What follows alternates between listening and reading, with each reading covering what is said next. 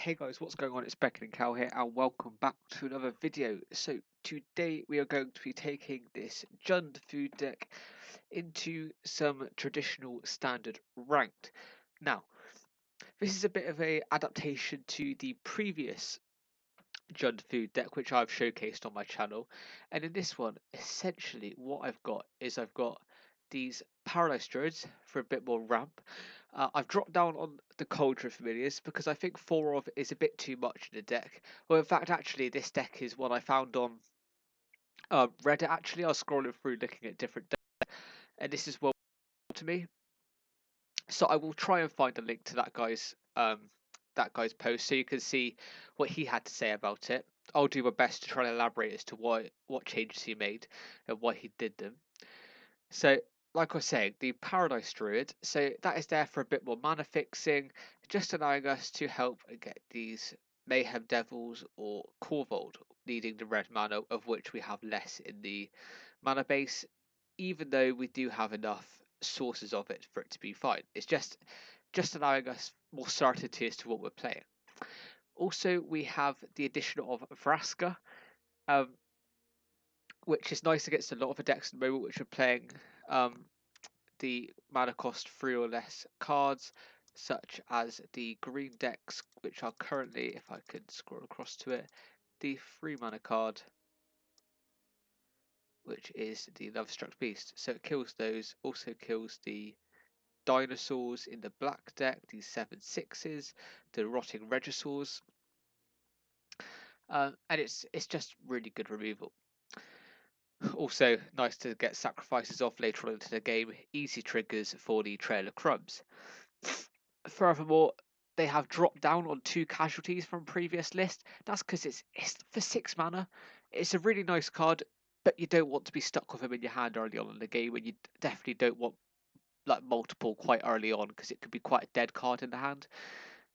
And then we go to the sideboard. So in the sideboard we've got Dress, Drill Bit. Really nice cards against control and also Simic Ramp to get rid of Nisses and their bigger cards, because usually in their hand they'll have maybe 4 or 5 ramp kind of cards, and then maybe 2 or 3 of the bombs. And if you can drill bit to get rid of a couple of those bombs, that's great. And then you've also got Dress for those more non-creature, non-land decks. Obviously not non-creature decks. Obviously a deck will have loads of lands in it. Then we've got Bone Crusher Giant. That's good against aggressive matchups. And your white-black kind of decks, which rely that's the sacrifice ones with these celebrants. Then you've got Thrashing Bronzedon. That's very good in the mirror, also good against Jeskai Fires, and it's good in a couple of other matchups. Also, if in game 2 you find that they're playing the Sorcerer Spyglass against you, this could be a nice card to bring in, considering for a 3 mana, a 3/4 body with the just with the added ability of sacrificing as well, which could trigger some other things. That's quite nice. Shifting Ceratops, good. It's good against all blue control-y kind of decks, so your Simics and your Azorius. Also, there are some Dimir and Grixis decks rolling about in traditional standard currently. And then we have Casualties of War, very good in the mirror, considering it'll have you'll be able to target artifacts, creatures, enchantments, and lands, and in some matchups, Vraska, if they're playing a similar deck. So that is the deck we are going to be using today. Now let's get into some games. Okay, so into the first game we go then. This looks like a decent hand. We've got 3 mana, the Witch's Oven and the Cauldron Familiar combo. So we can get that off turn 2. So what we'll try and do is Fabled Passage turn 1 and then into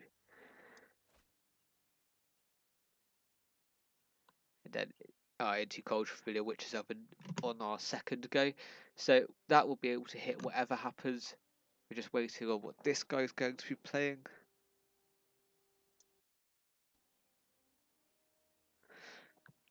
So this deck's good against a lot of matchups.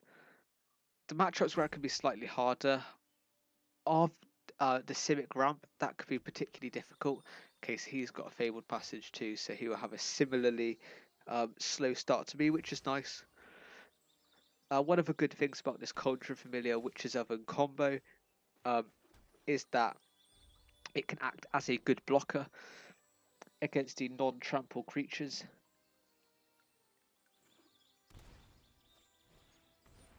Okay, so we'll also have a similarly kind of explosive turn 2.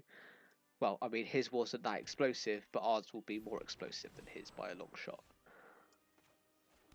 Okay, 2 Witch's Ovens, nice.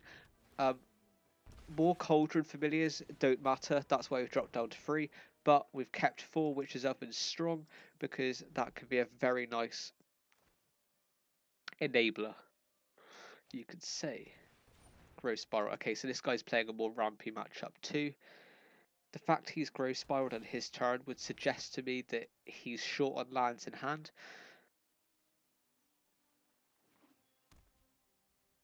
First attackers. Okay, and what I will do is I'll play the Witches, and the fact he hasn't attacked with this would suggest to me that he's actually...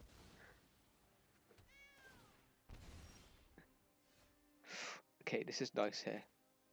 So what we could do is we can play the Trail of Crumbs. Yeah, coming in, no problems. And then the Witch's Oven. So Cauldron Familiar and Trail of Crumbs can be really nice, because every time you trigger it, you can pay 1 mana to draw an additional card.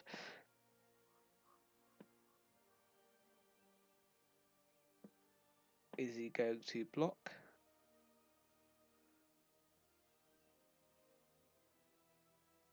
If he does, we'll just sack it, but just a chance at getting that additional point of damage free. We have to kind of try and go for it.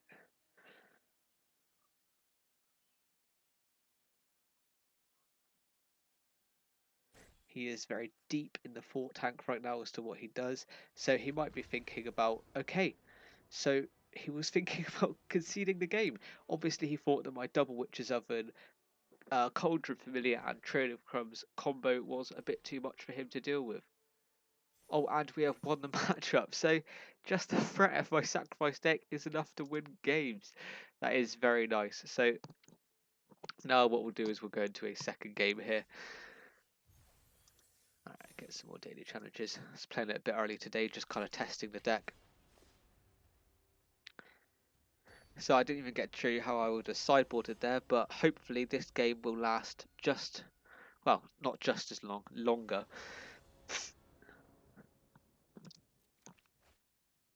Okay, this is not a good hand. We're relying on too much, especially not being on the draw. So this is a nicer hand. We've got Gilded Goose, we've got the Trail of Crumbs. This is the main combo we can see in our hand right now. Obviously, keeping 6, and we can...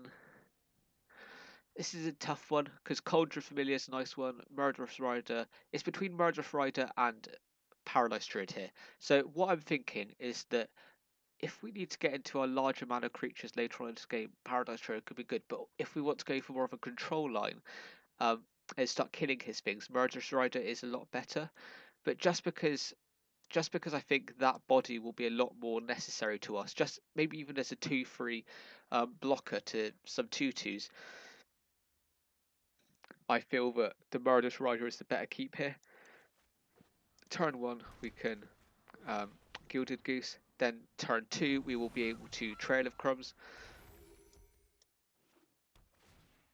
Okay, Dismal Backwater.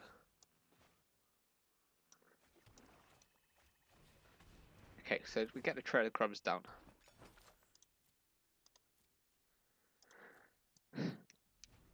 And this is also one of the reasons for keeping Murderous Rider with this combo. Alright, let's do it in response.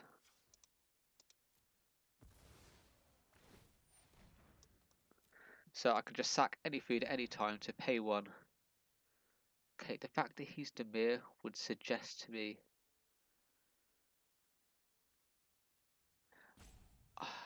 I'll go for the Murderous Rider here. I think bodies are going to be a lot more important to us than...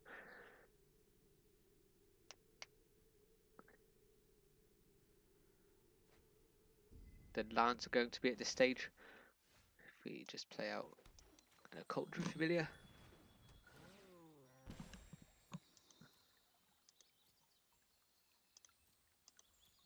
What we could also do is we could wait until next turn to crack the Fabled Passage when we've got two of them, so it comes in untapped. There's no pressure to do it here. We don't really want to reveal to the opponent that we are, in fact, running. Okay. Let's just search for another.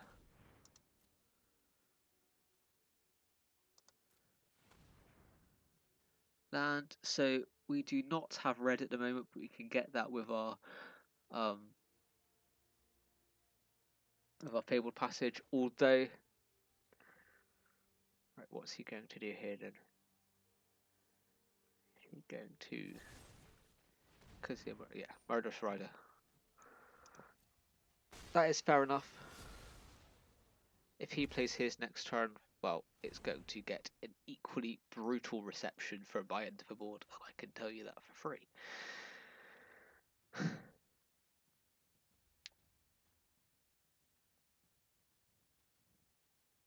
What was there for him to decide to do before it went to my turn? Okay. Let's just leave it like this, go to combat, full swing, and then end the turn.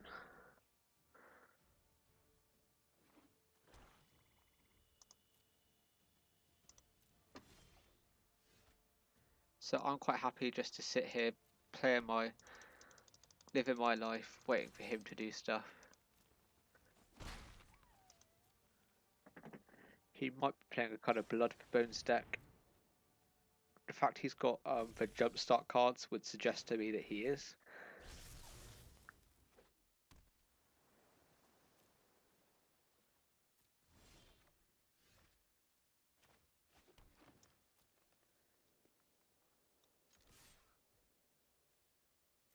Keep swinging. Next time I played a Fabled Passage, just so we've got the option of double black.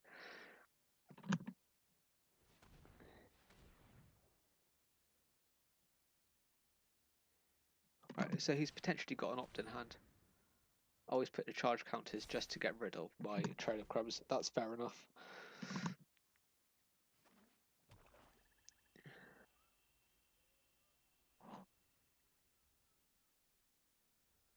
He might also be playing cards like Drown in the Lock, so we'll have to be careful to try and play around those. He's trying to make a decision here as to whether he cracks the Blast Zone, but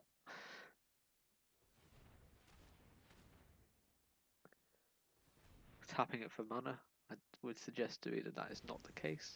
Fae of Wishes, alright, nice art on that card. And then he'll probably play it at which point I'll just kill him.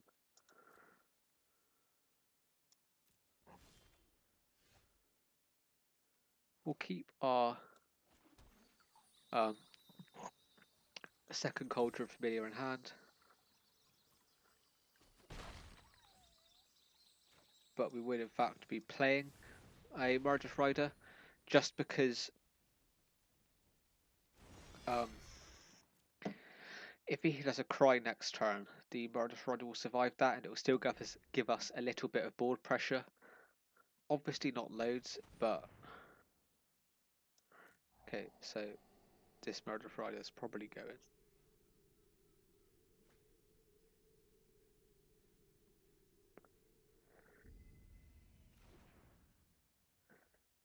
It's surprising how well Cry of the Carnarian works against this deck, especially when I don't have the cards necessary to fully pull off the strategy. But while this guy's doing his thing, I'm quite happy to just sit here. The way to beat control decks is to go for multiple plays at a turn. Okay, what I see here is a Chemist's Insight.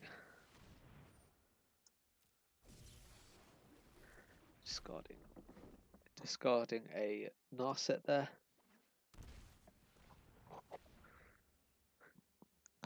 I've never kind of played against this kind of Dimir deck before. I'm assuming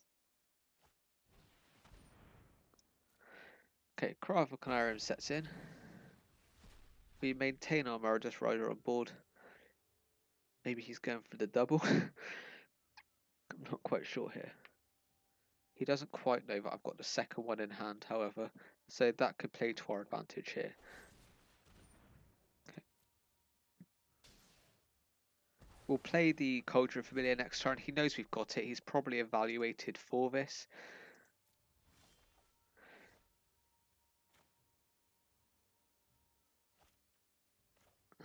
Okay, let's go for Corvold.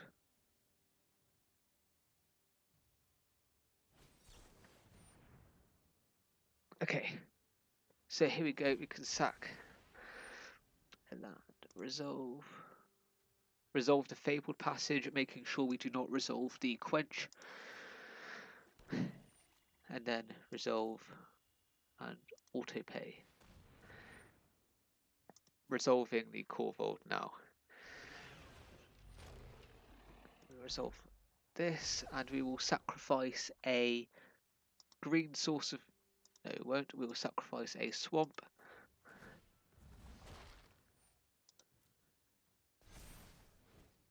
To get a swamp, and we can play our Cauldron Familiar down. So now, in response to anything he does, I will be able to sacrifice a Fabled Passage just to get an extra draw off the Corvold here. If he doesn't do anything, I win next turn.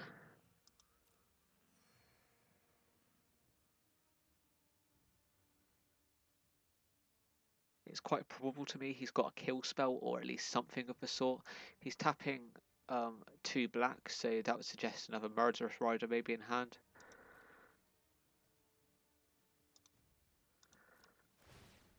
Let's sacrifice one, draw a card. Trying to lock, kill it, that's fine. I still get the trigger. And I'll get another red source here.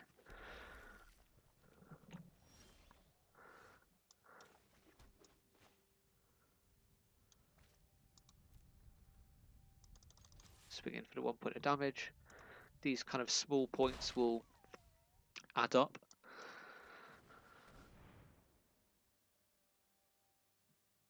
Does he have a counter spell? If so, I'm happy with him. Not end the turn. Opt, fine by me. I've got 4 points, so this is essentially 2 turns worth of.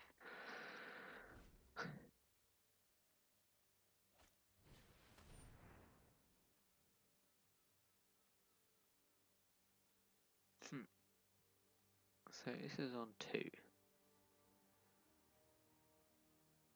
Resolve. Next turn I will be able to use the Castle Lockfoin to take a point of damage. Well, this turn actually, to take a point of damage, drawing myself a card.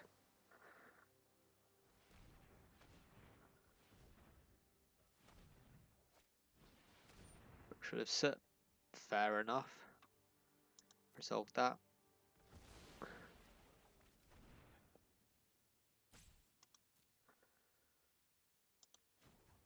Now let's draw ourselves a card with Castle Lockfoin, taking 1. Okay. What I'll actually try and do is Mayhem Devil first, then if he's got a counter, that could be the target. If he's got a Quench here, I can still pay the 2 mana. He's got something to play at instant speed. Okay. That would be it.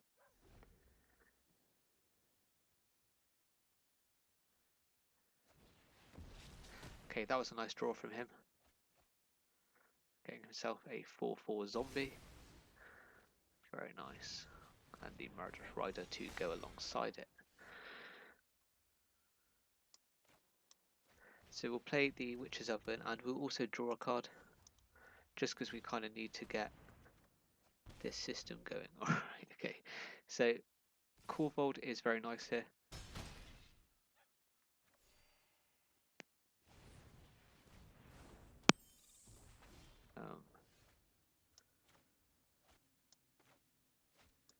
Play Corvold to start with. hoping he does not have a counter. Oh, he drew his counter, did he not? Of course he did. He seems to be getting very lucky with his draws. First, Enter the God Eternal's Nexus, Sinister Sabotage.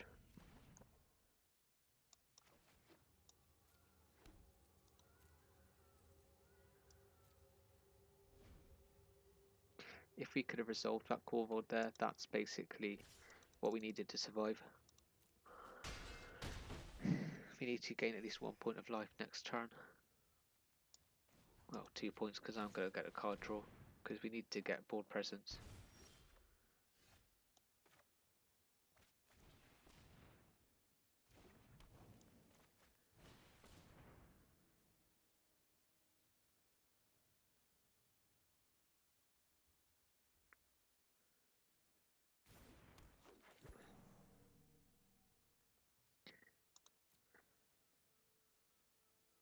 Okay, what I'll actually do, because I need to try and start getting cards, is I will kill the Parallax Druid.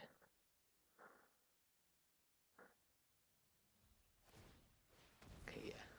Because what I wanted to do is try and bait him into allowing me to use my Trail of Crumbs. Obviously he's not going to let me do that, but it's what I was kind of planning on making happen. He's got 2 cards in hand right now. What I'll do is I'll just block the zombie.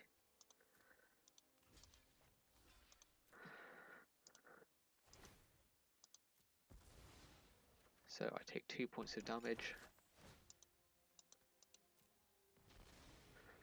Well, 1 point of damage technically.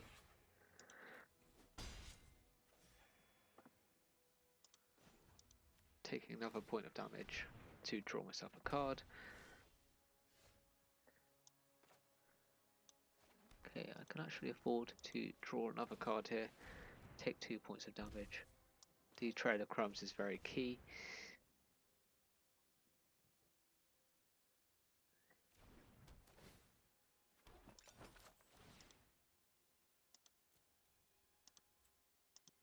Let's just sacrifice a food, gain 3 life, and allowing us to draw a card. We will tap this land. Okay, Fabled Passage I'll take, just because it can help with these sack triggers later on into the game. I won't attack, I'll just leave it up. Attacking can lead me into more to different problems here.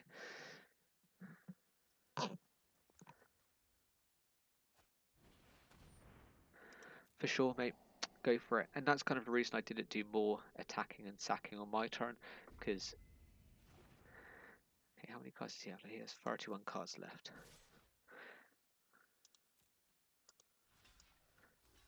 The damage.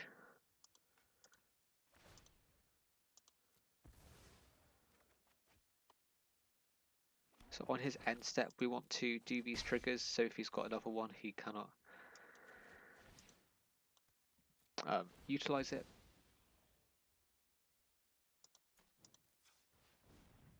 Okay, so we'll get Gilded Goose here, just a chance to get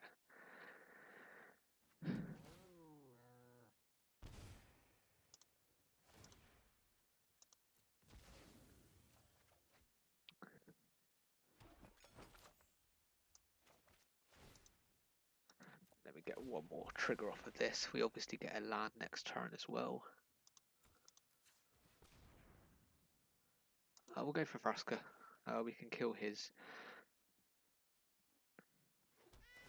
We'll kill the zombie simply because it doesn't go back into his graveyard. Hopefully he kills this here. Well, not hopefully, but you know what I mean.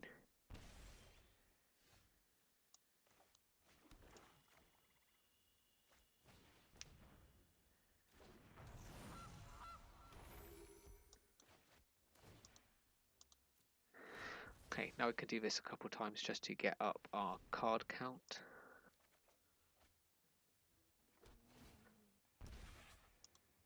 I'll do this once on my turn just so I've got the ability to tap and sack. And then also if I get a card from this, I can maybe bait the counter spell from him. So Cavalier of Night being a good example. So I play Cavalier of Night. He will almost definitely counter it. Quench. Actually, I will auto pay.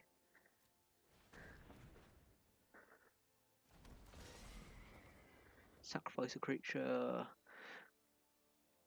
Do I want to? No, because it's a good blocker for the zombie. Good way to kill it, if you will. So let's see what he drew. And there we go, he has quit the game. So we managed to turn that around game 1 to win the game. And that's how good the Trail of Crumbs, Cold Familiar, Witch's Oven combo could be. Actually, in fact, this exact combo we had on the first game. So now we're playing against another control-y kind of deck where you bring in these cards. We can take out these slower cards which we're seeing. Also Murderous Rider, take out 2 of those.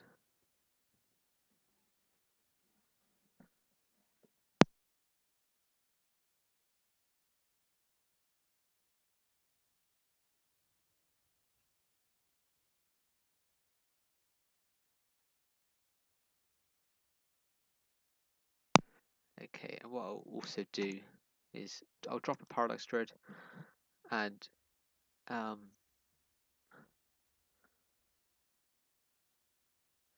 see, no, this is just a case of kind of just shaving off a few cards just to fit in our sideboard kind of variant, just to make those cards.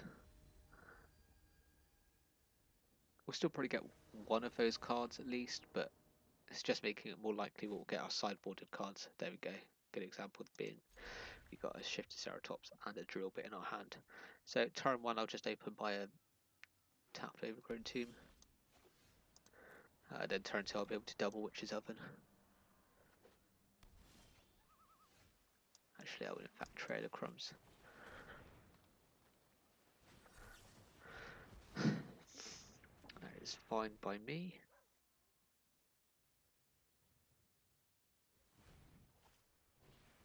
Right, so he's in the tank searching for a land.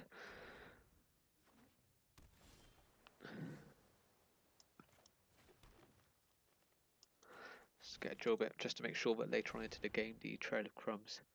Ashok, put top 4 cards into my library and a Drown in the Lock. So you counter it equal to a number less equal to the number of cards in its controller's graveyard.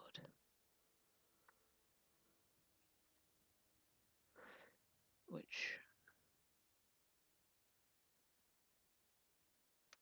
is this a search or a look?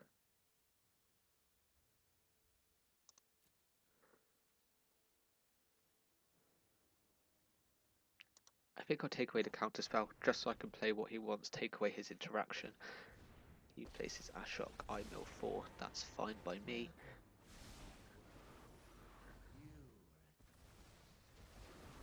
Yeah, those cards would have been nice, but they're non-essential keys to the deck.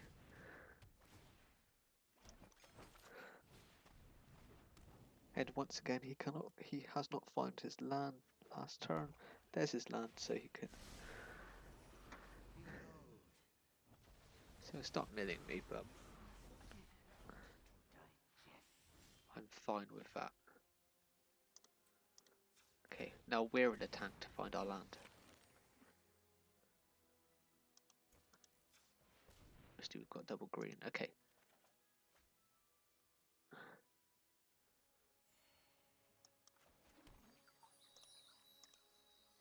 Now we'll get a black mana here.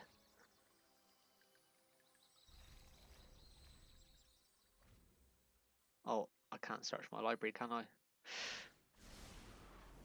That's a nice bit of synergy there.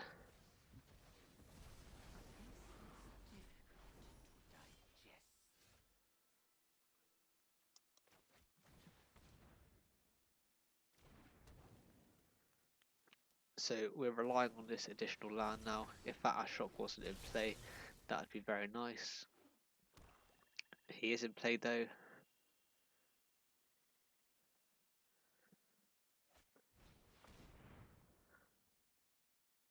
Choose a card name. Alright. Vraska, okay. So that Vraska goes. Got no chance of getting him. We'll do draw a card and get ourselves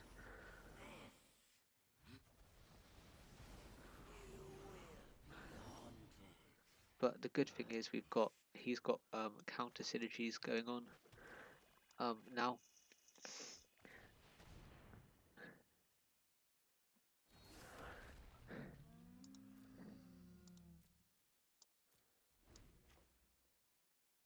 Also next turn I'll be able to swing at him for 20 points of damage.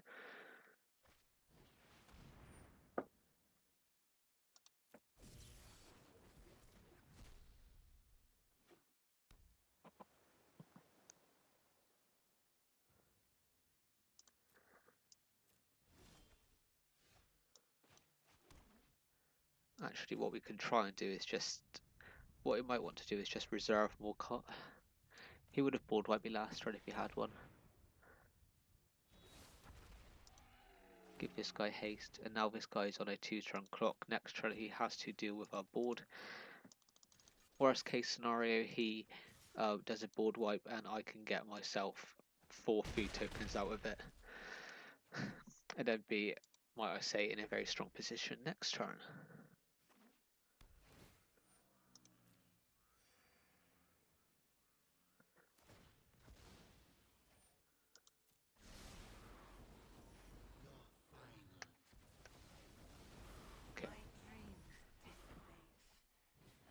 So those fizzle into non-existence.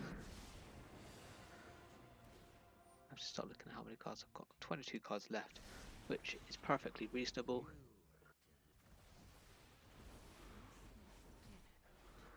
No, 17.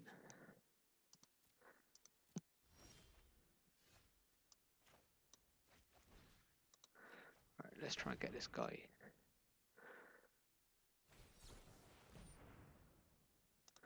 Okay. Resolving that.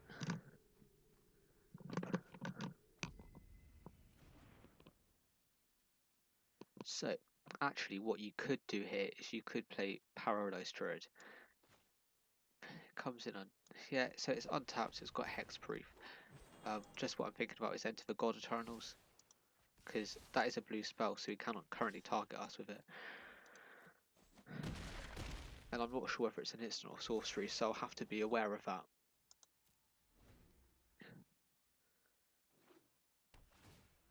Alright, he gains himself a life.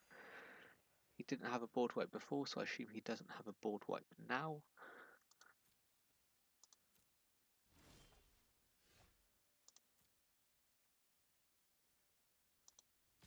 Swing with these two, not blocking this in case he's got that into the God Eternals. My Serpent comes in. Unfortunately, it won't be long for this world, because I can't destroy it with my Murderous Rider.